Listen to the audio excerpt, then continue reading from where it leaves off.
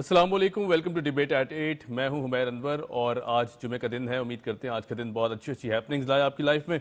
Show का आगाज़ करेंगे अपने ही अंदाज से। हम टॉप स्टोरीज डिस्कस करते हैं और साथ साथ अखबारात क्या कहते हैं इस पर भी नज़र डालेंगे। उसके साथ साथ हमारा दूसरा सेगमेंट होगा आज दांतों की बीमारियां दरअसल दूसरी बीमारियों को जन्म देती हैं और ऐसी बीमारियां कि जिनका इलाज बर वक्त ना किया जाए तो यकीनन ये बहुत डिफ़िकल्ट सिचुएशन पैदा कर देती हैं। हमारा इम्यून सिस्टम भी डिस्टर्ब होता है और ख़ास तौर पर जो दांतों की सफाई है इसे किस तरह बेहतर बनाया जा सकता है और कैविटी से किस तरह दूर रहा जा सकता है, इसको भी डिस्कस करेंगे।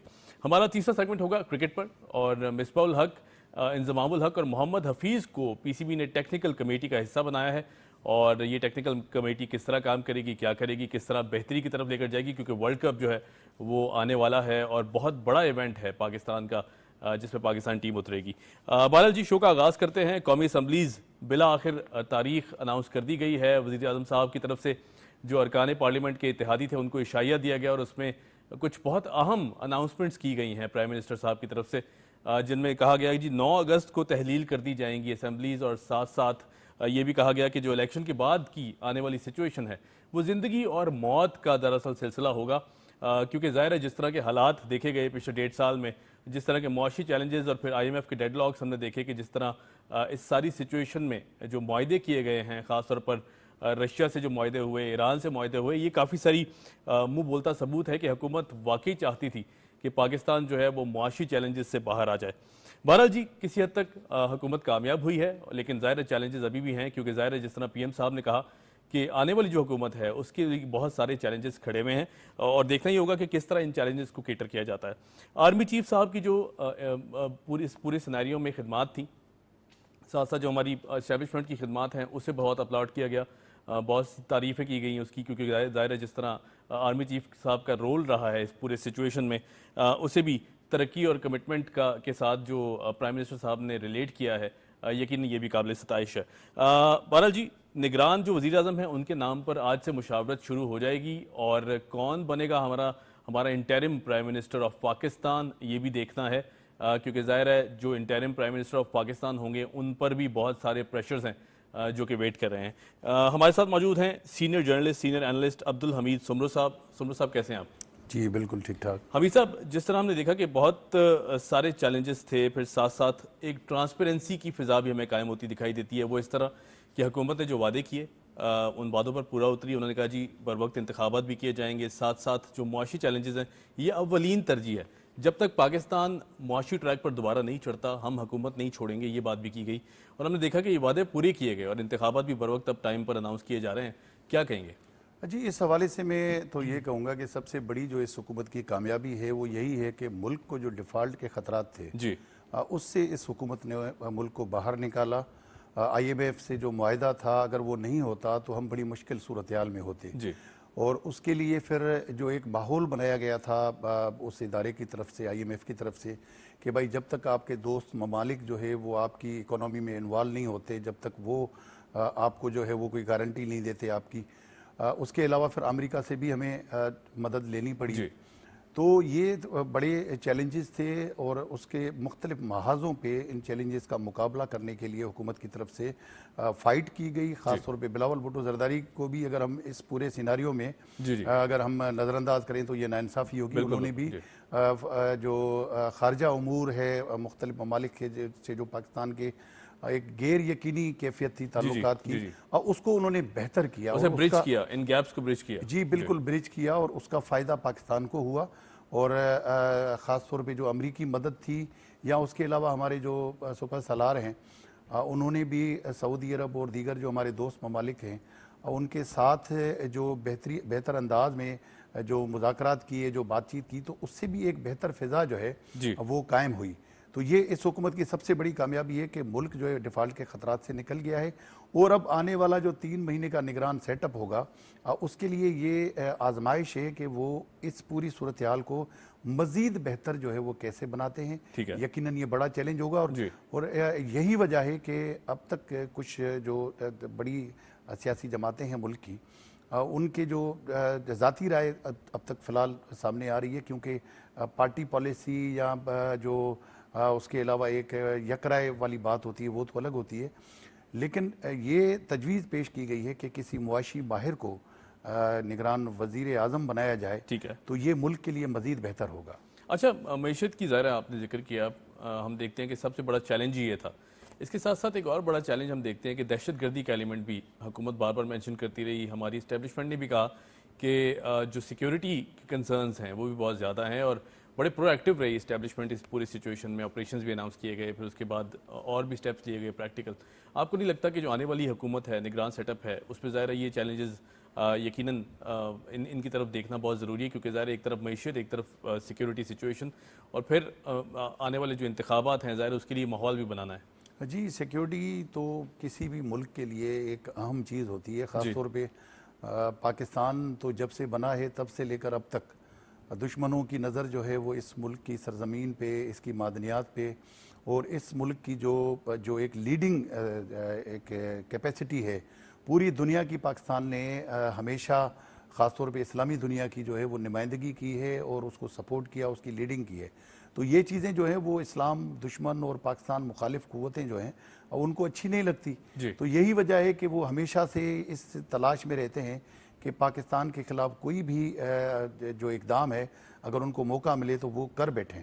ठीक है। तो इस पूरी सूरत हाल में सिक्योरिटी की जो सूरत हाल है वो यकीनन अहम होगी, ख़ास तौर पे जो आम इंतखाबात का हमारा मरहला है ये बड़ा अहम मरहला है, और इस मरहले में अगर सिक्योरिटी की सूरत हाल में मज़ा नहीं रहा, जैसे माजी के कुछ इंतखाबात में हमें नज़र आया कि कभी किसी सियासी जमात को शिकायत रही, पीपल्स पार्टी को भी माजी में रही, हमले हुए। अब हाल ही में जो JUI के कन्वेंशन पे जो एक वार हुआ है, बहुत काबिल मज़म्मत, तो वो काबिल मज़म्मत और इतना मतलब भयानक वाक़या, अफसोसनाक वाक़या। तो अगर इस तरह की सूरत हाल अल्लाह ना करे अगर थोड़ी सी भी होती है तो फिर यकीनन जो आम इंतखाबात होंगे उसके ऊपर भी उसके असरात होते हैं। और ख़ास तौर पे बलूचिस्तान और KP जो हमारे सरहदी इलाके हैं जो ज़्यादा दहशतगर्दी का शिकार रहे हैं, तो वहाँ पर हमें एक फुल प्रूफ एक पूरा प्लान बनाना पड़ेगा।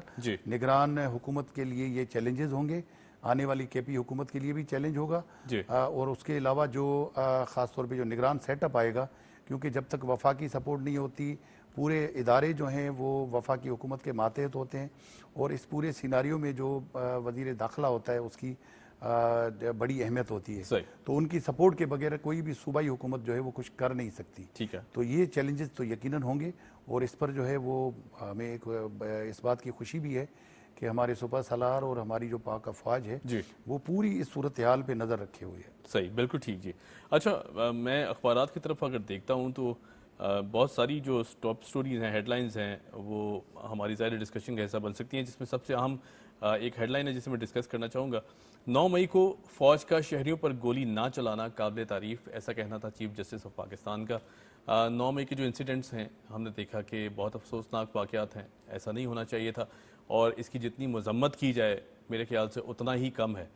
लेकिन उसके बाद हम देखते हैं कि फ़ौज की तरफ से जिस तरह का रवैया पाक अफवाज की तरफ से आया, वो अब एक बड़े सिनेरियो में अगर देखा जाए तो उसे बड़ा अपलॉड किया जा रहा है, बहुत उसे सराहा जा रहा है कि जिस तरह उस दिन बिहेव किया गया फ़ौज की तरफ से, क्योंकि अगर गोली चल जाती तो खुदा ना खास्ता मेरे ख्याल से नुकसानात हो सकते थे बहुत ज़्यादा।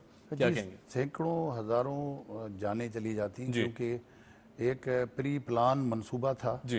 हमारे जो इदारे हैं उनको बाकायदा टारगेट किया गया, और अब जैसा कि हमें बताया गया है या जो अब तक के सिनेरियो जो नज़र आ रहा है उसके तहत जो बाकायदा असाइन किया गया था लोगों को कि वो लोगों को लेकर जाएं, वर्कर्स को लेकर जाएं और वो जाके इस तरह के हमले करें।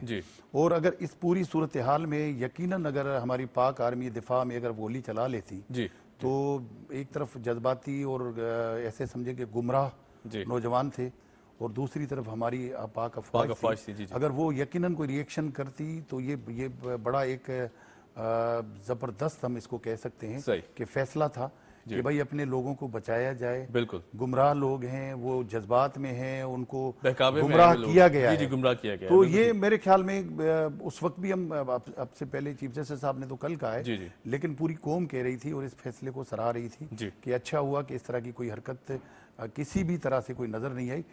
जो रद्देमल अगर आता, अल्लाह न करे जिस तरह का हमला किया गया, और रद्देमल आता तो फिर बड़ा नुकसान होता और मुल्क के लिए बड़ा जो है खराब होता। राइट। अच्छा, बिल्कुल ठीक है जी। हमीद साहब, जिस तरह हम देखते हैं कि अखबारात की तरफ अगर देखा जाए कौमी assembly anti money laundering and counting financing authority समेत कई बिल मंजूर कर लिए गए हैं। एंड मनी लॉन्ड्रिंग की हम बात करते हैं, अक्सर हम देखते हैं कि जिस तरह की हालात पैदा होते हैं, आपको नहीं लगता कहीं ना कहीं एम्बिग्विटी भी है, कहीं ना कहीं मिसयूज़ भी किया जाता है? माजी में हमने देखा कि हुकूमत ने, जो माजी की हुकूमत थी, उसने मिसयूज़ भी किया मौजूदा हुकूमत के जो हमारे पीएम साहब हैं, फिर उसके बाद और भी अरकान हैं, इनके खिलाफ मिसयूज़ भी किया गया। तो कहीं ना कहीं ये चीज़ें आपको लगता है कि जो अब बिल मंजूर हुआ है ये बेहतरी की तरफ भी जा सकती हैं चीज़ें? असल में हमारे यहाँ जो मसला है ना, सबसे बड़ा होता है इम्प्लीमेंटेशन का। जी कानून बड़े बेहतरीन बनते हैं, ज़बरदस्त बनते हैं, और यकीनन हुकूमतों की नीयत भी साफ़ होती है, जी और वो चाहते हैं कि मामलात को हम दुरुस्त करें, बेहतर करें, बिल्कुल अब मनी लॉन्ड्रिंग के आप देखें कि माजी में जो मामलात थे उसकी वजह से हमें FATF का मसला जी दरपेश आया। बिल्कुल ठीक। उसके अलावा आलमी बरादरी जो है वो बड़ी शक की निगाह से देखती थी कि यार ये किस तरह के लोग हैं, जी हम इनसे कारोबार करें कि न करें, तिजारती मरासिम रखें कि न रखें। जी जी लेकिन अब जो है, जो जिस तरह के इकदाम उठाए गए हैं और इस पूरी सूरत हाल को मॉनिटर भी किया गया है, और उस मॉनिटरिंग का असर ये हुआ कि अब काफ़ी बेहतरी आई है, और उस बेहतरी के असरात जो है वो FATF की जो पाबंदी थी उसका खात्मा, जी जी उसके अलावा इस वक्त जो मुख्तलिफ ममालिक में आपकी तिजारत के लिए जो दरवाजे बंद थे अब वो खुलने जा रहे हैं। सही। तो यकीनन ये इस तरह की पॉलिसियां जो होंगी वो बड़ी मददगार साबित होंगी, जी जी और मुल्क के लिए बड़ा बेहतर होगा अगर इन पे मन्नो वन अमल दरामद किया जाए।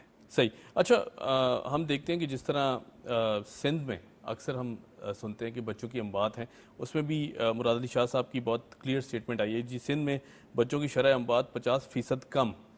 बहुत खुशाइंद खबर है। हम देखते हैं कि जिस तरह बीमारियों से या खसरा है, और भी थरपारकर में इस तरह के इश्यूज़ थे कि जिसमें बच्चों की अमवात बहुत ज़्यादा सामने आ रही थी।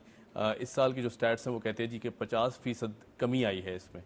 CM साहब का ये बयान है, कैसे देखते हैं इसको CM तो साहब? उमेर भाई इतफाक से कल इस तकरीब में मैं खुद मौजूद था जी CM जी साहब वाली बिल्कुल में, सही सही। और एक बड़ी अच्छी प्रेजेंटेशन भी दी गई, बताया गया कि 2016 में सिंध के अंदर क्या सूरत हाल थी। ठीक है ख़ास तौर पे थरपारकर में जो बच्चों का इशू था, जी बच्चों की अमवात एक ख़तरनाक हद तक जो है ना वो पहुंच गई थी। बिल्कुल पहुंच गई। तो उसको न सिर्फ मकामी मीडिया बल्कि इंटरनेशनल मीडिया में भी इस इशू को उठाया गया। सही। उसके बाद हुकूमत ने भी एक मौसर हिकमत अमली बनाई, और एक NGO है चाइल्ड लाइफ फाउंडेशन, बिल्कुल उसको ये टास्क दिया गया। और है। अब एक खुशी की बात यह है कि सिंध के तहसील सतह पर तकरीबन 100 के करीब हॉस्पिटल्स हैं जहां पर चाइल्ड इमरजेंसी के यूनिट्स कायम किए गए हैं। ठीक है। और ये एक बड़ी अचीवमेंट है, और उसके इन यूनिट्स के कायम होने से ये फ़र्क पड़ा है कि जो बच्चा सीरियस कंडीशन में वहाँ पर लाया जाता है उसको 30 मिनट के अंदर जो है उसको न सिर्फ ट्रीटमेंट दी जाती है बल्कि उसको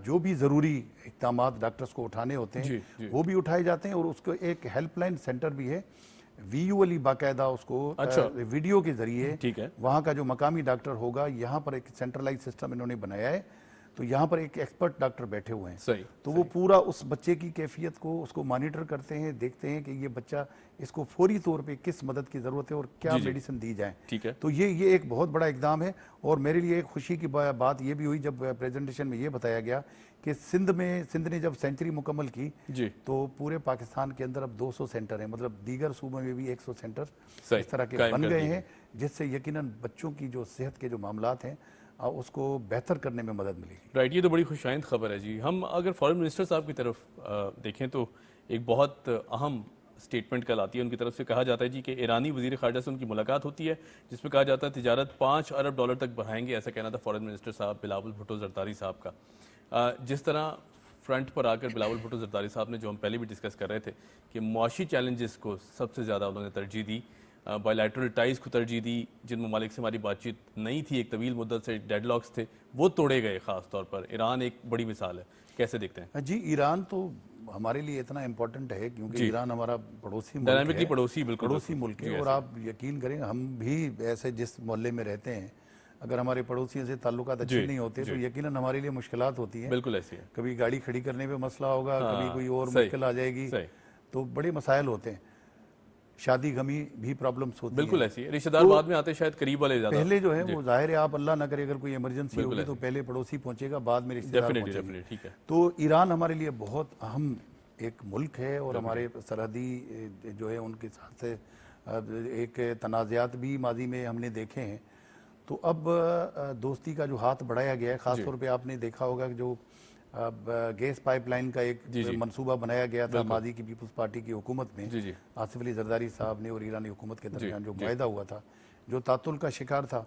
अब इस तरह की बहुत सारी चीज़ें हैं, अगर हम ईरान से बेहतर ताल्लुकात रखेंगे और एक बराबरी की बुनियाद पर अगर हम तिजारती मुआहदात करेंगे और तिजारत करेंगे तो यकीनन मुल्क की जो मईशत है उसके लिए ये बेहतर होगा। सही। और फॉरेन मिनिस्टर साहब ने जो इस तरह की बातें की हैं या वहाँ का विज़िट किया है और एक अपनी तरफ से जो कोशिशें की हैं, यकीनन अगर वो रंग लाएंगी तो एक बेहतर साइन होगा इस सही मुल्क के लिए। सही, बिल्कुल ठीक है। अच्छा, एक आखिरी न्यूज़ बाइट में डिस्कस करूंगा। 23 सियासी जमातों को निशान अलॉट, इस्तेकाम पाकिस्तान पार्टी को चिड़िया की पेशकश और पीपल्स पार्टी को फिर से तीर मिल गई। हम देखते हैं कि जिस तरह बातें की जा रही थी, बहुत से इल्ज़ामात लगाए जा रहे थे, ख़ासतौर पर वो हल्के जो नहीं चाहते कि इंतखाबात भी हों, सबोटाज भी किया जाए पूरे प्रोसेस को, जो डेमोक्रेसी का प्रोसेस है, उसकी तरफ से ये बातें की जा रही थी कि शायद इंतखाबात नहीं होंगे, शोर भी मचाया गया बहुत ज़्यादा। आपको नहीं लगता कि अब ये जो सिचुएशन पैदा हो रही है बर वक्त इंतखाबात की, ये यकीनन बहुत काबिल सताइश अमल है और हम होता हुआ देख रहे हैं इसको? अब इसमें जो मसला आ रहा है ना, ख़ास तौर पे इस वक्त एक बाहमी रजामंदी सब सियासी जमातों को किसी इशू पे करनी पड़ेगी। ख़ास तौर पे इस वक्त जो मौजूदा सूरत हाल है उसमें दो चीज़ें नज़र आई हैं।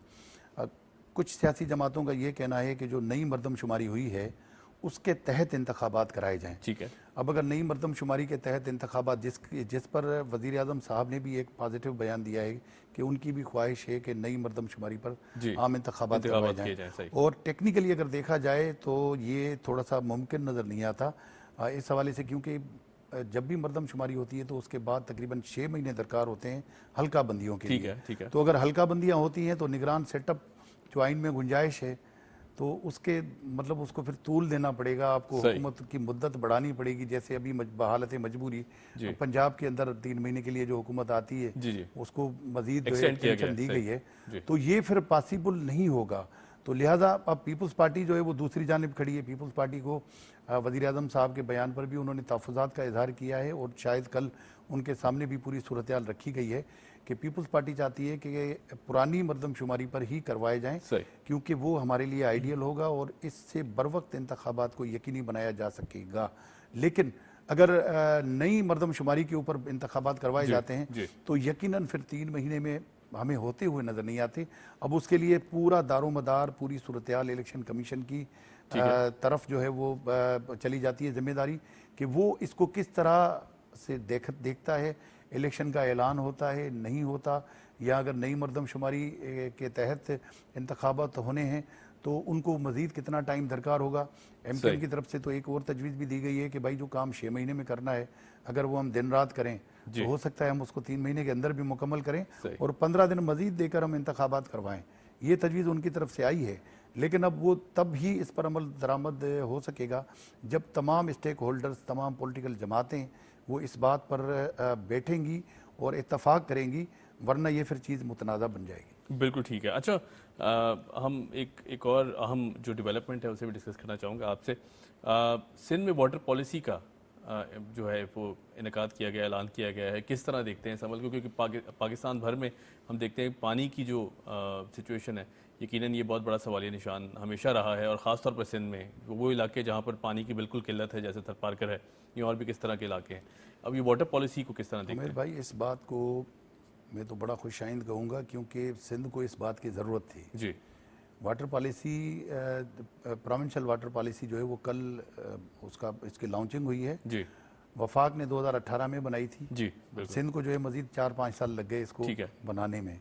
तो ये पॉलिसी जो है पानी की अहम जो है मसला होता है पानी की दस्तयाबी, उसकी तकसीम और उसको स्टोरेज उसकी जो है ना वो करना लाजिम होता है। अब सिंध अपने हिस्से का पानी, उसकी हमेशा शिकायतें करता रहा है कि उसको अपने हिस्से का पानी नहीं मिलता। 91 का जो कार्ड है उसके तहत भी जो है वो उसको खदशाते हैं कि जो उसका हिस्सा बनता है वो नहीं मिलता। अब इस वाटर पॉलिसी से जो पानी की सेविंग है, जो उसकी बचत है, उसको करने के लिए भी जो है कई अहम तजावीज़ रखी गई हैं और तमाम तर जो इसके ज़िम्मेदार ख़ासतौर पर इरीगेशन डिपार्टमेंट है और उसके भी कई पार्ट्स हैं, तो उनको इस पॉलिसी के बाद जो है मदद मिलेगी। लेकिन बात फिर भी वही आती है कि पॉलिसी ज़बरदस्त बनती हैं। अब हमारा और आपका मुआशरे का फ़र्ज़ बनता है, ख़ास तौर पे आबादगार बरादरी हारी, कि वो पानी कम से कम इस्तेमाल करें। اور پانی کی جو اس کا جو استعمال ہے اس کو بہتر انداز میں اس کو کم سے کم استعمال بھی کریں اور اس کی بچت کو بھی یقینی بنائیں.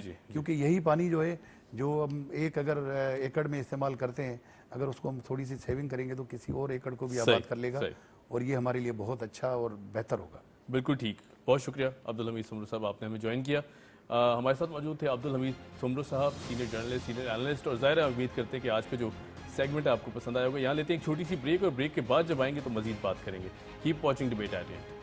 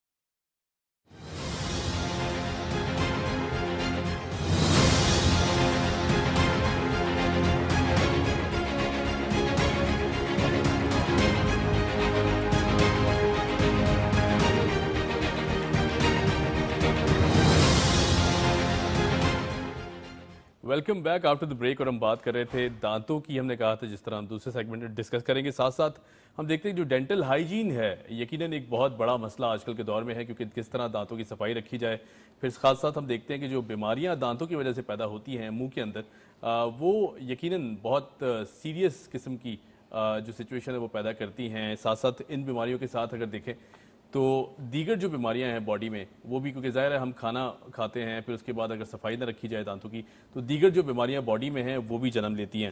ڈینٹل ہائیجین کو کس طرح بہتر بنایا جا سکے, ڈینٹل کیویٹی کو کس طرح دور رکھا جا سکے, اس پر بھی آج بات کریں گے. ساتھ ساتھ ہم دیکھتے ہیں جو دانتوں سے بدبو آنا ہے یہ بھی ایک بہت سیریس قسم کی سچویشن ہے, کیونکہ ظاہر ہے معاشرے میں اگر ہم چلتے ہیں ہماری جو ملنا جلنا ہے وہ بھی بہت زیادہ ڈسٹرب ہوتا ہے. اس سے کس طرح نمٹا جائے اور دانتوں کی صفائی کو کس طرح بہتر بنایا جا سکتا ہے, خاص طور پر جو سرجری کے ایشوز ہیں اس پر بھی آج ہم بات کریں گے. ڈینٹل سرجری پر ہمارے ساتھ موجود ہیں ڈاکٹر فیضان علی, ڈینٹل سرجن ہیں. ڈاکٹر صاحب کیسے ہیں آپ؟ الحمدللہ ٹھیک ہے ڈاکٹر صاحب, جس طرح ہم دیکھتے ہیں پہلے تو ہم آ جاتے ہیں دانتوں کی صفائی کے اوپر, کیونکہ ظاہر ہے دانتوں کی صفائی, دانتوں سے اسمیل آنا, پھر اس کے بعد کیویٹی کا جمنا, ہم نہیں جاتے ڈینٹل سرجنز کے پاس یا ڈینٹسٹ کے پاس, ہم عموماً یہ اس کو فار گرانٹیڈ لیتے ہیں.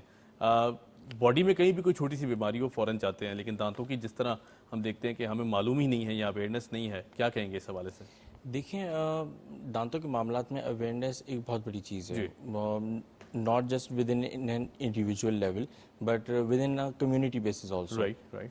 کمیونٹی بیسس پہ اگر جب تک اویئرنیس اسکول لیول پہ یا پھر اڈلٹ لیول تک پہ نہیں آتی تو مثال کے طور پہ پیشنٹ نہیں جاتا ڈینٹسٹ کے پاس, ڈاکٹر کے پاس نہیں آتا. جی. کیونکہ اس کو ایک چیز ہوتی ہے کہ مثال کے طور پہ میرے دانت پہ اگر کیڑا لگا ہوا ہے تو مریض اس کو کافی زیادہ فار گرانٹیڈ لے لیتا ہے. مریض کے ذہن میں وہ چیز تب ڈیولپ ہو کر آتی ہے جی. جب وہ کیویٹی وہی چیز درد کرنے لگ جاتی ہے, ٹھیک ہے, یا وہی دانت اگر ٹوٹ جاتا ہے. یعنی وہ ہم یہ کہا جائے کہ کافی حد تک کنٹرول سے باہر چیزیں نکل جاتی ہیں جسے پہلے کنٹرول کیا جا سکتا ہے. ایگزیکٹلی, کبھی کبھار کنٹرولیبل اسٹیٹ, بٹ زیادہ تر پیشنٹ تب آتے ہیں جب اس ایک پرٹیکولر باؤنڈری سے ایکسیڈ کر جاتا ہے کیس. ٹھیک ہے, دین پھر پیشنٹ ہمارے پاس آتا ہے. صحیح, بالکل ٹھیک. اچھا, میں جس طرح یہ کہہ رہا تھا کہ سیریسنس نہیں دکھائی جاتی دانتوں کی بیماریوں میں. ہم دیکھتے ہیں دانت میں درد ہوا, کوئی بھی کلوو رکھ لی یا پھر کوئی ایسی ہوم ریمیڈی کر لی, ٹھیک ہو گیا, بھول گئے. ہم نے یہ نہیں سوچا کہ اس کی وجوہات کیا تھیں, یہ ہوئی تو کیوں ہوئی, کیونکہ ظاہر ہے ایک ایسی چیز جیسے صاف رکھنا بھی ضروری ہے, جس کا ڈیلی استعمال بھی ہے باڈی میں جیسے کہہ رہا تھا نا, کہیں بھی ہوتا ہے ہم بہت سیریس لیتے ہیں, نہ دماغی بیماری کو ہم سیریس لیتے ہیں, نہ دانت کی بیماری کو سیریس لیتے ہیں. اس کی کیا وجوہات ہیں, کس طرح اس کو بہتر بنایا جا سکتا ہے کہ اگر دانت کے ساتھ کوئی بھی مسئلہ ہو فوراً رجوع کیا جائے ڈینٹسٹ سے؟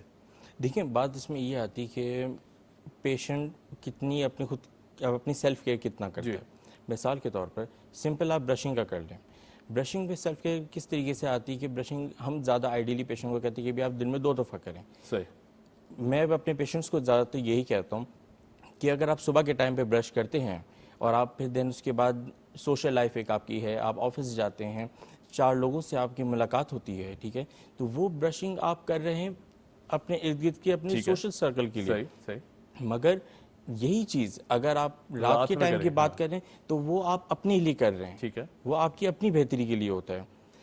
سیکنڈ چیز یہ آ جاتی ہے اس میں, جو جیسا کہ آپ نے سوال پوچھا کہ ہماری ویسیڈیٹی کے اندر, ٹھیک ہے, میں اگر اپنے آپ کو ایک simple just as a person میں اگر آپ کو اپنے آپ کو ڈینوٹ کروں, میرے ارد گرد میں ڈینٹسٹ موجود ہیں, ٹھیک ہے, مگر مجھے کتنی زیادہ ضرورت محسوس ہوگی وہ اس پہ. ہاں صحیح, بالکل ٹھیک. اب اس میں یہ چیز آ جاتی کہ مجھے ایک چیز تب جا کے نظر آئے گی کہ بھائی مثال کے طور پہ میں نے مرر میں دیکھا میرے دانت میں کیڑا لگا ہوا ہے, ٹھیک ہے, میں نے اس کو فور گرانٹ کر دیا. وہی پہلے کوشچن وہی بات آ گئی, فور گرانٹ کر دیا, میں نے اس کو ایک سائڈ پہ سیٹ اپ کر دیا.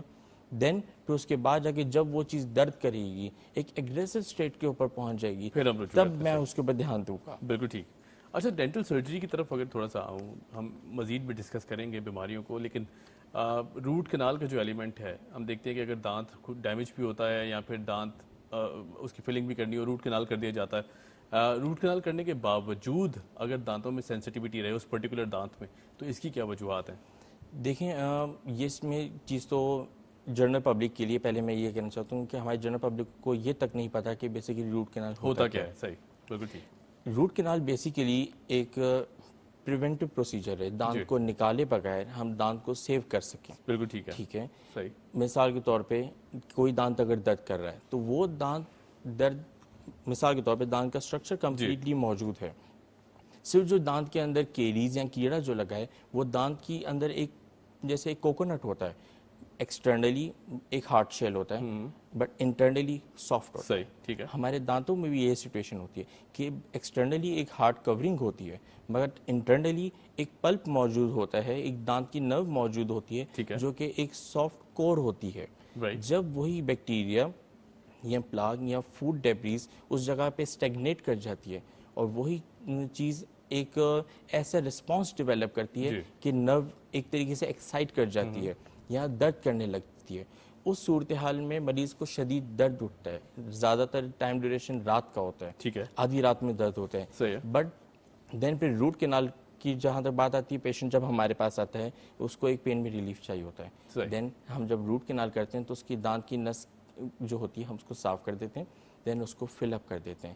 جہاں تک بات آتی ہے کہ اس کے باوجود بھی درد اگر ہو رہا ہے دین وہ آ جاتا ہے ایک ایٹیولوجیکل فیکٹر کہ مینس کہ اگر ڈینٹسٹ نے صحیح طریقے سے روٹ کنال نہیں کی, مثال کے طور پہ اندر جو فلنگ جو آتی ہے دانت کی نس کے اندر کبھی کبھار وہ ایکسیڈ کر رہی ہوتی ہے دانت کے اوریجنل لیول سے, تو اوبویسلی وہ جیسی پیشنٹ بائٹ کرے گا تو پین آن بائٹنگ سٹارٹ ہو جائے گا. ٹھیک ہے, اور پھر دین آگے جا کے فردر آن وہی چیز ایگریسو اسٹیٹ پہ اگر پہنچ جائے گی تو پس بھی ڈیولپ ہو جاتی ہے, سوجن بھی آ جاتی ہے. تو یہ basically it is an aetiological factor جو کہ ڈیولپ ہوتا ہے اگر ڈاکٹر اگر صحیح طریقے سے نہ کرے.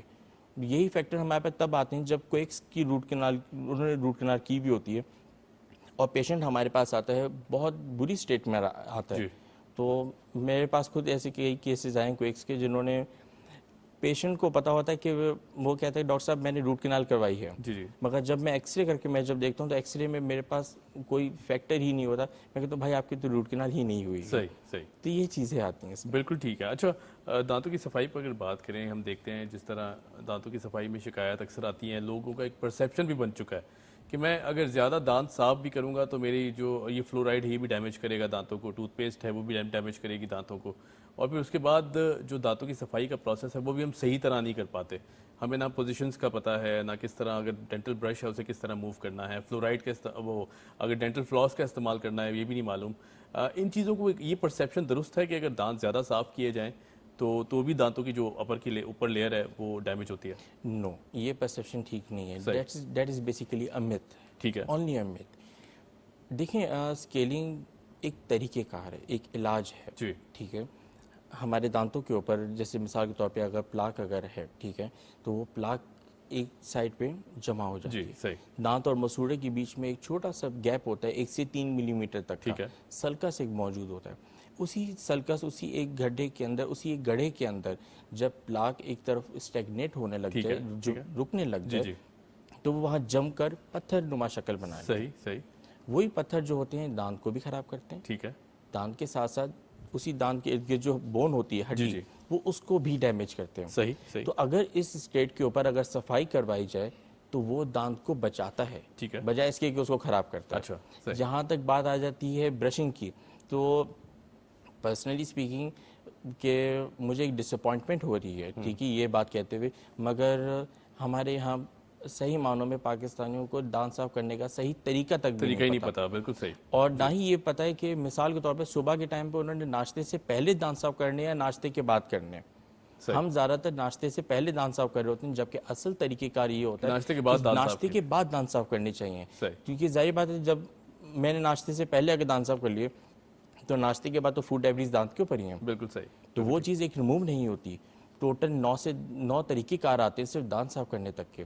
اگر ہمارے پاس پیشنٹ ٹائملی آئے گا, مینس کہ ود ان ایئر اگر پیشنٹ ہمارے پاس ایک یا دو دفعہ بھی اگر آتا ہے تو یہ ایک نارمل پیشنٹ کا آپ کو کہہ رہا ہوں جس کو کچھ بھی نہیں ہے, تو وہ بہتر ہوتا ہے کہ ہم اس کو ایک صحیح طریقے کار بتائیں, دانتوں کی صفائی کروائیں تاکہ وہ پیشنٹ ٹھیک رہے, ہیلدی رہے, اور کوئی سسٹمک ڈس آرڈر بھی اس کے تھرو نہ ہو پیشنٹ کو. اچھا ڈاکٹر صاحب, دانتوں کے جو کیڑے ہیں ظاہر بظاہر دکھائی نہیں دیتے, کبھی کبھی ایسا فیل ہوتا ہے کہ کوئی ریزیڈیول کوئی ایسا ایلیمنٹ ہے جو کہ موجود ہے دانتوں کے اندر.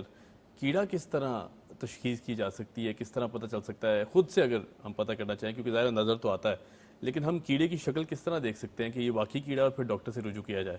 دیکھیں بظاہر یہ کیڑا ہوتا نہیں ہے, ٹھیک ہے, یہ صرف ایک سمپل بیکٹیریا ہوتا ہے. ٹھیک ہے, کوئی بھی بیماری اگر ہونا کہ ایک سمپل بیکٹیریا ہو, جب تک اس بیکٹیریا کو ایک پراپر انوائرمنٹ نہیں دی جاتی ہے نا, یا پھر اس کو پراپر نیوٹرینٹ نہیں دیے جاتے, تب تک وہ صحیح طریقے سے گرو نہیں کر پاتا. ٹھیک ہے, اگر ہم مثال کے طور پہ کھانا پینا کرنے کے بعد ہم نے دانت صاف نہیں کیے, ہمارے دانتوں کے اوپر نیچرلی اللہ پاک کا ایک نظام ہے کہ نیچرلی ہمارے دانتوں کے اوپر چھوٹے چھوٹے پٹس اینڈ فیجرز بنے ہوئے ہوتے ہیں.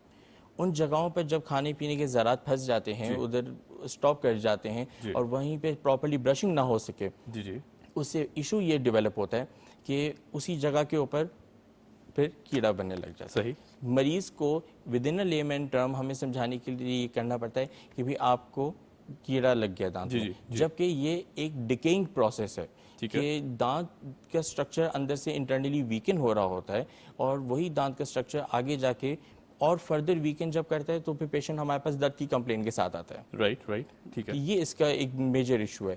بٹ اس میں مثال کے طور پہ پیشنٹ اگر دیکھ رہا ہے یا اگر ود ان این ایئر 1 سے 2 دفعہ اگر ڈینٹسٹ کے پاس جا بھی رہا ہے, تو we basically have those particular skills کہ ہم چیک کریں, ہم ایکس رے کے تھرو دیکھیں, باقاعدہ الگ الگ طریقے کار آتے ہیں. ابھی ریسنٹلی ایک ریسنٹ ریسرچ بھی آئی ہے کہ جس کے اندر ایک کمپلیٹلی نان انویزو طریقے سے آپ اورل کینسر کی تشخیص کر سکتے ہیں, اورل اسکومس سیل کارسینوماز کی. تو یہ ایک کمپلیٹلی ایک نئی ڈائمنشن پہ جا رہے ہیں. اگر پیشنٹ ہمارے پاس آئے گا ٹائملی وقت رہتے ہوئے, تو ہم مریض کو بتا بھی سکتے ہیں پھر مریض اگر دیکھ رہا ہے تو کالا کالا تھوڑا محسوس ہو رہا ہے، مگر جب ہمارے پاس آئیں گے تو ہم بتائیں گے ان کو صحیح معنوں میں چیز کیا ہے. صحیح. اچھا ڈاکٹر صاحب، ایک بہت بڑا پرسیپشن ہے وہ یہ ہے کہ جی دانتوں کا علاج بہت مہنگا ہے، ڈینٹسٹ حضرات کے پاس جاتے ہیں ہم اور وہ ہمیں بیک ٹو بیک سیٹنگز اسی لیے کرتے ہیں کہ جی پیسے بہت بنائے جا سکیں یا پھر بہت زیادہ خرچہ کرایا جا سکے. کیا یہ تاثر درست ہے؟ دیکھیں میں ایک ٹرم میں آپ کو اس میں انیشیلی بولوں گا پریفیس کے طور پہ. صحیح. Patients negligence is for more expensive than the dental treatment. ہاں دیٹس ٹرو. صحیح، بالکل ٹھیک ہے. ٹھیک ہے، بہت ویلڈ پوائنٹ ہے یہ. بالکل. کیونکہ پیشنٹ اگر نگلیکٹ کر رہا ہے ایک چیز کو، مثال کے طور پہ میرے دانت میں اگر ایک کیڑا لگا ہے، میں اگر ایک پرٹیکولر ڈینٹسٹ کے پاس جاتا ہوں اور اس کا ٹریٹمنٹ کروا دیتا ہوں تو وہ فار لیس کاسٹلی ہوگا اس ٹریٹمنٹ کے بنا پر کہ جب میرے دانت میں درد ہونے لگ جائے، جب مجھے ایک ایمرجنسی کی سچویشن میں ہوں اور میں پیشنٹ کو ڈاکٹر کو بولوں کہ آپ علاج کریں اور اس وقت روٹ کینال کے علاوہ کوئی حل ہی نہ ہو، دین پھر اس کے بعد آپ کراؤن بھی لگوائیں. تو میں نے ایک چیز کو نیگلیکٹ کیا، دین میں نے پھر پین بھی بیئر کیا اور پین بیئر کرنے کے بعد جا کے جب میں ڈاکٹر کے پاس آیا تو پھر اس نے اس ایک پرٹیکولر چیز اس ایک پرٹیکولر ٹریٹمنٹ کے لحاظ سے پیسے بھی لیے. صحیح. دیکھیں ڈینٹل ٹریٹمنٹ ایک تو نیگلیجنس پہ بھی آتا ہے، دوسری چیز جب مہنگا ٹریٹمنٹ جب آتا ہے نا، وہیں پہ ہی آج کل کے دور جہاں پہ انفلیشن اتنا ہائک کر رہی ہے، اسی چیز پہ ہی مریض پھر جاتا ہے عطائی کے پاس. ٹھیک ہے کہ میرا سستے میں کام ہو جائے گا، اور سستے میں اور بگڑ جاتا ہے، وہ اور زیادہ سستے میں کام اور زیادہ بگڑ جاتا ہے. تو وہ چیزیں اتنی اچھی نہیں رہتی. اگر مریض کویک کے پاس بھی جاتا ہے نا، دیکھیے آپ کے پاس سامنے سیٹ آف ٹولز پڑا ہوا ہے. کویکس جو ہوتے ہیں وہ اس سیٹ آف ٹولز کو یا انسٹرومنٹس کو اسٹیرلائز نہیں کرتے. یہ چیز مریض کو سمجھانی پڑتی ہے. مثال کے طور پہ ہمارے پاس بھی جب پیشنٹ آتے ہیں تو یہاں تک کہ جنرل پیشنٹ کو یہ تک نہیں پتا ہوتا کہ ایک سمپل اسٹیرلائزیشن پاؤچ جس کے اندر انسٹرومنٹ اسٹیرلائز ہوئے ہوئے سیل ہوئے ہوتے ہیں، اس کے اوپر بھی ایک سائڈ پہ کونے میں لٹمس پیپر لگا ہوا ہوتا ہے جو کہ ایک آئیڈینٹیفیکیشن پوائنٹ ہوتا ہے کہ ایک چیز اسٹیرلائز ہے. فردر آن کہ جو ایک سیٹ آف سکلز، جو پرٹیکولر ٹیکنیکس یہاں پہ جو مٹیریل جو ہم یوز کر رہے ہوتے ہیں وہ مٹیریل آبویسلی ایک کویک استعمال نہیں کرتا ہوگا. کویکس زیادہ تر وہی لوگ ہوتے ہیں جو کہ ہمارے پاس بینگ اے ڈینٹل اسسٹنٹ موجود ہوتے ہیں یا ڈینٹل ٹیکنیشینز ہوتے ہیں، انہوں نے اپنی پوری مارکیٹ ڈیولپ کی ہوئی ہوتی ہے. چھوٹے چھوٹے ایریاز کے اندر کلینک بناتے ہیں جب، مگر انہی کی میل پریکٹس کی وجہ سے hepatitis B, hepatitis C, AIDS پھیل رہا ہے، یہ بیماریاں، اور یہاں تک کہ اورل کینسر بھی اسی سب چیزوں سے پھیل رہا ہے. یہیں پہ ہی میں اسی پروگرام کے توسط سے سندھ ہیلتھ کیئر کمیشن کے رول کو میں بہت زیادہ اس لحاظ سے پذیرائی دینا چاہوں گا کہ انہوں نے اس طریقے کی میل پریکٹسز کو، کوئی پریکٹسز کو وہ سیل کر رہے ہیں، اور یہ ایک بہت اچھا انیشیٹو ہے. بھلے یہ ڈینٹل میں ہو یا بھلے ہی یہ میڈیکل پرسپیکٹو میں ہو، اور ایک اچھی ایک ہیلتھ سروسز پرووائڈ کرنے کی کوشش کر رہے ہیں کہ تاکہ پیشنٹ اگر کسی بھی کلینک میں جائے تو اس کو ایک اچھا ٹریٹمنٹ بھی ملے اور ایک اچھا ایک ایمبینس بھی ہو پیشنٹ کے لیے. بالکل ٹھیک ہے ڈاکٹر صاحب، that's a very valid point well taken. اچھا یہ بتائیں کہ جو افراد ہمارے، جو لوگ الٹی سیدھی چیزوں کا استعمال کرتے ہیں، جیسے ہم دیکھتے ہیں پان بہت زیادہ استعمال کیا جاتا ہے، گھٹکا ہے، چھالیا ہے، سپاری، اور بھی بہت سے ایسے ایلیمنٹس ہیں. آپ کے پاس اس طرح کے کیسز ریگولر بیسس پہ آتے ہوں گے. کیا سمجھتے ہیں کون کون سی بیماریاں ٹریگر ہوتی ہیں اس سے، اور اس کے بعد یہ پرسیپشن کہ جی اگر میں پان کھاؤں گا اس میں کتھا ہوگا تو وہ میرے دانتوں کو اور گمس کو صحت مند رکھ سکتا ہے، اس طرح کی بہت ساری متس جو ہیں یہ بھی ساتھ جڑی ہوئی ہیں، ذرا اس حوالے سے بھی بتائیے گا. دیکھیں متس جڑی ہوئی ہیں، متس تب تک جڑی رہتی ہیں جب تک پیشنٹ کو صحیح معنوں میں سچائی کرنا پتہ لگتا ہے. ٹھیک ہے. اور پان، نسوار، گٹکا، یہ سب چیزیں جو ہیں یہ دانتوں کو ایک واسٹ اسکوپ میں ہمارے دانتوں کو بھی اور جنرل باڈی کو بھی ڈسٹرب کرتے ہیں. ٹھیک ہے. مثال کے طور پہ ایک پیشنٹ اگر پان، چلے ماوا چھالیا پہ آ جائے، اگر وہ اگر لے رہا ہے تو اس سے کیا ایشو ہوتا ہے. مثال کے طور پہ ہمارے یہاں پہ سائڈ پہ مسلس کے بینڈز ہوتے ہیں، ٹھیک ہے، ہماری چیکس کے اندر. ہم مثال کے طور پہ ایسے پیشنٹ جو کہ پان یا ماوا چھالیاں کھا رہے ہوتے ہیں، زیادہ میسٹیکیشن سے، دانت ملانے کی وجہ سے یہ مسل کے بینڈ کمپلیٹلی اسٹف ہو جاتے ہیں. جب یہ بینڈ جب اسٹف ہو جاتے ہیں تو مثال کے طور پہ ایک ماؤتھ اوپننگ، مثال کے طور پہ اگر ایک پیشنٹ کا ماؤتھ کمپلیٹلی اتنا اوپن ہو رہا ہے تو وہ صحیح طریقے سے اوپن نہیں ہو پائے گا، ریڈیوس ہو جائے گا. اس سے نہ ہی مریض صحیح طریقے سے دانت صاف کر سکے گا، نہ ہی صحیح طریقے سے کھانا کھا سکے گا، اور نہ ہی صحیح طریقے سے وہ مثال کے طور پہ ایسے پیشنٹ یہاں تک کہ سمپل اسپائس بھی اگر ہو نا یا گرم چائے بھی اگر ہو تو ان کو بہت شدید چبھتی ہے. اگر گٹکے کی یہاں ان سب چیزوں پہ آ جائے تو at the end of the day یہ سب چیزیں جو ہیں یہ اورل کینسر کی طرف بھی لے کے جاتے ہیں اور پیشنٹ کو کمپلیٹلی ایک بری اسٹیٹ میں لے کے چلے جاتے ہیں جو کہ ٹھیک نہیں رہتا. صحیح. ڈاکٹر صاحب thank you so much for joining us. ہمارے ساتھ موجود تھے ڈاکٹر فیضان علی اور ہم یہی جانتے ہیں سمجھتے ہیں کہ آپ کو آج کا جو سیگمنٹ ہے یقیناً تھوڑی سی اویئرنیس ضرور کریٹ ہوئی ہوگی کہ دانتوں کی ہیلتھ ہے اسے کس طرح بہتر بنایا جا سکتا ہے. بڑھتے ہیں جی اگلے سیگمنٹ کی طرف. ہمارا جو نیکسٹ سیگمنٹ ہے ہم بات کریں گے کرکٹ کے اوپر, کیونکہ ظاہر ہے بہت ساری ہیپننگز ہونے جا بھی رہی ہیں, ہو بھی رہی ہیں, اور جس طرح پاکستان نے خاص طور پر سری لنکا کے خلاف ٹیسٹ سیریز میں شاندار فتح حاصل کی ہے, یہ بھی قابل ستائش ہے. بہت بہت مبارک ہو پوری پاکستان ٹیم کو اور ساتھ ساتھ پوری قوم کو.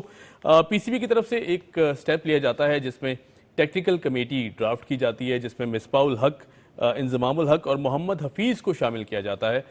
تینوں بڑے نام ہیں, سینئر پلیئرز ہیں, اور جس طرح ہم نے دیکھا کہ ان کے کرکٹنگ کریئرز رہے ہیں اس پہ کوئی سوالیہ نشان بھی نہیں رہا.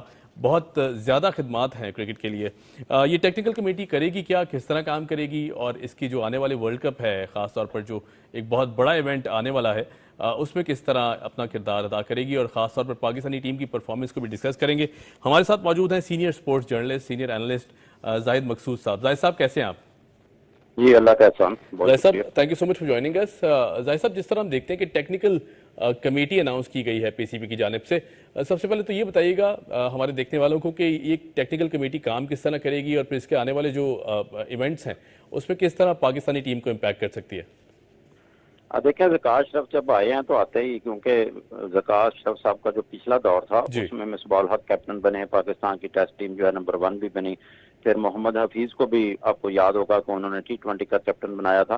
ان کے اچھے مراسم بھی ہے, سابق ٹیسٹ کرکٹرز بھی ہیں. تو یہ ٹیکنیکل کمیٹی تشکیل دی گئی ہے کیونکہ پی سی بی میں ابھی تک مینجمنٹ کمیٹی چل رہی ہے, باقاعدہ الیکشن نہیں ہو سکے, یعنی چیئرمین کا عہدہ انہوں نے نہیں سنبھالا. تو مصباح الحق کی قیادت میں یہ کمیٹی ہے, اس میں انضمام الحق شامل ہیں, محمد حفیظ شامل ہیں. ان کی اپنی ابیلٹی پہ, اپنے ایکسپیرینس پہ, ان کی اپنی کرکٹ کی سوچ پہ کوئی شبے کی گنجائش موجود نہیں ہے. یہ کمیٹی جو ہے ایک پہلا اجلاس ان شیڈولڈ کیا تھا جس میں مصباح نے خاص طور پر راشد لطیف کو دعوت دی تھی, وہ اسلام آباد سے لاہور بھی پہنچے, لیکن بعد میں راشد نے تو انکار کر دیا آنے سے. لیکن یہ تینوں حضرات موجود ہیں, سابق ٹیسٹ کرکٹر, سابق کپتان, اور ان کا ایک اجلاس تو کل ہو چکا ہے. اور آج ہمارے ذرائع بتاتے ہیں کہ زکا اشرف جو کل موجود تھے اسلام آباد میں, بلاول زرداری کی سربراہی میں جو کمیٹی کا اجلاس تھا اس میں شریک تھے. آج یہ کمیٹی کے ارکان جو ہیں ملاقات کریں گے زکا اشرف کے ساتھ اور اپنی سفارشات ابتدائی پیش کریں گے. اس کے بعد اس کے بنانے کا مقصد یہ ہے کہ یہ وقتاً فوقتاً کرکٹ سے جتنے بھی ریلیٹڈ امور ہیں اس میں اپنی سفارشات تیار کرے گی, جس میں ڈومیسٹک اسٹرکچر کا ڈھانچہ ہے, ٹیموں کا اسکیجول ہے, پلینگ کنڈیشنز ہیں, سلیکشن کمیٹی ابھی بنی ہے کیونکہ ایشیا کپ اور ورلڈ کپ سر پر ہیں, نیشنل ٹیم کے کوچز ہیں کیونکہ ابھی غیر ملکی کوچز ہیں, اور جو نئی انتظامیہ ہے زکا اشرف کے اور اشرف ان کے ساتھیوں کی, وہ غیر ملکی کوچز پر زیادہ بلیو نہیں کرتے, وہ ملکی کوچز چاہتے ہیں. تو یہ کمیٹی وہاں بھی اپنی رائے دے گی کہ کس کو شامل کرنا ہے, اور سلیکشن کمیٹی کو کس میں لیتے ہیں اور کون چیئرمین ہوتا ہے. تو ہماری اطلاع کے مطابق مصباح کے پاس اس وقت جو ہے کہ لمبی فہرست تیار ہو چکی ہے, لیکن پورا فال کس کے نام نکلتا ہے. صحیح. اچھا سر یہ بھی بتائیے گا کہ جو جس طرح ہم پاکستان ٹیم پرفارم کر رہی ہے اس وقت, ہم دیکھ رہے ہیں کہ بہت بہترین قسم کی پرفارمنس سامنے آ رہی ہے ماشاءاللہ, ہر فیلڈ میں ہم اچھا پرفارم کر رہے ہیں. بابر اعظم کی کیپٹنسی بھی بہت زیادہ اپلاڈ کی جا رہی ہے. سری لنکا کے خلاف جو وکٹری ہے, اس وکٹری کو ہم آگے لے کے جا سکتے ہیں, جو آنے والا بڑا ایونٹ ہے اس میں کس طرح دیکھتے ہیں اس کو؟ دیکھیں جی, اس موقع پہ یہ ٹیسٹ سیریز ہوئی ہے اور پاکستان کیونکہ یہ ورلڈ ٹیسٹ چیمپئن شپ کے ابتدائی دونوں میچز تھے, جیسے کہ جانے سے پہلے بابر اعظم اور باقی پلیئر شاہین افریدی کے بھی انٹرویو سامنے آئے, انہوں نے کہا ہم فتح سے اس کی ابتدا چاہتے ہیں. بہت اچھا کھیلی ٹیم, دونوں میچز میں بہت اچھا کھیلی, اور جو پاکستان کا ذرا ویک کہنا چاہیے پہلو ہوتے تھے, اسپیکٹ ہوتے تھے, وہ فیلڈنگ تھی یا مڈل آرڈر تھا. تو اس سیریز میں وہ دونوں بھی ٹاپ کلاس رہے, فیلڈنگ بھی بہت اچھی ہوئی ٹیم کی, اور سعود شکیل اور پھر اوپننگ میں عبداللہ شفیق اور بہت سے نئے کھلاڑی ہمارے, وہ بہت اچھا انہوں نے کھیل پیش کیا. نعمان علی تجربہ کار تھے, انہوں نے اچھا کھیل پیش کیا. حالانکہ اس کے بعد کیونکہ افغانستان کے ساتھ 3 ون ڈے میچز ہونے ہیں, ایشیا کا بھی سری لنکا میں ہونا ہے, تو ان کی کنڈیشنز کیونکہ آج کل بارشیں ہیں, ہبس ہے, کنڈیشنز ڈفرینٹ ہیں, مشکل ہیں سری لنکا کی. اس وقت جو ہمارے پلیئرز ہیں وہ مختلف لیگز کھیل رہے ہیں, وہاں پہ جا کے ایڈجسٹ کرنا قدرے مشکل ہوتا ہے. لیکن ٹیسٹ ٹیم کی جیت سے, اور پھر بہت سے پلیئرز ایسے ہیں جو کہ ٹیسٹ ٹیم کے یقینی طور پر, جیسے کہ موٹے موٹے نام ہیں, بابر اعظم ہے, عبداللہ شفیق, شان مسعود, سلمان علی آغا, یا رضوان ہے, شاہین ہے, نسیم ہے, تو یہ تو یقیناً ون ڈے ٹیم میں بھی شامل ہوں گے. اچھا خاصا پاکستانی ٹیم کو ایک ایڈوانٹیج حاصل ہو سکتا ہے کیونکہ اس کے بعد 3 میچ ہیں افغانستان کے ساتھ اور پھر اس کے بعد ایشیا کا بھی سری لنکا میں ہوگا. اچھا زاہد صاحب، جس طرح لنکن پریمیئر لیگ ہم دیکھتے ہیں کہ ایل پی ایل بھی جاری ہے اور اس میں پاکستانی کافی سارے پلیئرز جو ہیں وہ پرفارم بھی کر رہے ہیں اور بہت اچھی پرفارمنس دے رہے ہیں، آپ کو لگتا ہے کہ ایشیا کپ میں جو ہونے والے میچز ہیں یہ بہت زیادہ ان کے لیے پریکٹسنگ گراؤنڈ ثابت ہو سکتے ہیں کہ وہاں کے جو گراؤنڈز ہیں ان پر کھیل بھی لیا جائے اور اس کے بعد جو ایشیا کپ ہے اس میں بہتر پرفارمنس بھی دی جائے؟ یقینی طور پر فرق پڑے گا کیونکہ آپ کو یاد ہوگا کیونکہ ایشیا کپ کا ہوسٹ پاکستان ہے جی، اور اس سے پہلا جو بورڈ کا دور تھا جب نجم سیٹھی آئے تھے تو پی سی بی کا موقف تھا کیونکہ گیٹ منی اور باقی انکم بھی ایک بنیادی چیز ہوتی ہے اور وہ یہ چاہتے تھے کہ یو اے میں ہمارے میچز ہوں کیونکہ سری لنکا میں عام اسپیکٹیٹرز اتنی بھاری تعداد میں نہیں آئیں گے. لیکن بہرحال وہ تو اے سی سی اور آئی سی سی میں پاکستان بات نہیں منوا سکا. سری لنکا اور بنگلہ دیش میں ساتھ دیا اور اب کیونکہ وہاں ہی ایشیا کپ ہونا ہے. پھر افغانستان کے 3 میچز تھے جو اس سے پہلے کی اطلاع تھی کہ وہ شارجہ یا ابوظہبی میں کرانا چاہتے ہیں. انہوں نے بھی موقع غنیمت جانا افغانستان نے کہ ان کو بھی ایشیا کپ اور ورلڈ کپ کی پریکٹس مل جائے گی تو انہوں نے بھی سری لنکا میں میزبانی لے لی. تو ابھی 3 میچز ہونے ہیں افغانستان کے ساتھ جو سری لنکا میں ہونے. جیسا آپ نے کہا کہ لیگ بھی جاری ہے سری لنکا میں، یقیناً طور پر ان چیزوں کا ایڈوانٹیج ملتا ہے. پھر انڈین ٹیم بھی وہاں پر کھیل چکی ہے اور ایشیا کپ کے لیے تو خاص طور پر لوگوں کی نظریں، ہم سب کی نظریں پاکستان اور انڈیا کے میچز پہ ہوتی ہیں. ہمیشہ ہی ہائی پروفائل میچ ہوتے ہیں کیونکہ 2 میچ تو 100% ہوں گے دونوں ٹیموں کے. پھر اگر فائنل میں پہنچتی ہیں تو ایک فائنل بھی پاکستان اور انڈیا کا ہوگا. لگتا ہے یہی ہے کہ ایشیا کپ میں دونوں ٹیمیں اپنے کوئی نہ کوئی نئے جو ہے اپنے ہتھیار یا نئے کھلاڑی ان کو موقع دیں گے، چانس دیں گے اور ان کو بچائیں گے تاکہ وہ انفٹ نہ ہوں. بالکل ٹھیک ہے سر، بہت شکریہ، thank you so much for joining us. ہمارے ساتھ موجود تھے senior sport journalist Zahid Maqsood sahab. Zahid sahab thank you. اور جس طرح زاہد صاحب کا کہنا تھا کہ جو ایل پی ایل ہے خاص طور پر بہت اچھا پلینگ فیلڈ ثابت ہو سکتی ہے خاص طور پر پریکٹس کی اگر بات کی جائے کیونکہ ظاہر ہے جو ایشیا کپ آنے والا ٹائٹل ہے اس میں کچھ میچز پاکستان میں ہیں اور کچھ میچز سری لنکا میں کھیلے جائیں گے. تو یقیناً ایک بہت اچھا اقدام ہے کہ ہمارے جو پلیئرز ہیں آلریڈی وہاں پر موجود ہیں. ساتھ ساتھ ہم دیکھتے ہیں کہ جس طرح قومی کرکٹ ٹیم کی ورلڈ کپ میں شرکت کی بات کی جا رہی ہے اس پر پی سی بی نے بڑا کلیئر سٹانس لے رکھا ہے کہ جی آئی سی سی سے بات کی جائے گی. خاص طور پر جو سیکیورٹی خدشات ہیں اس پر بہت بڑے کنسرنز ہیں پاکستان کو اور پاکستان کے جو کنسرنز ہیں یہ آئی سی سی جواب دے ان سارے کنسرنز کے. اس لیے آئی سی سی سے رابطہ کرنے کا بھی اعلان کیا گیا ہے. آن دیٹ نوٹ جی ہمیں دیجیے اجازت. Keep watching debate at 8. خدا حافظ.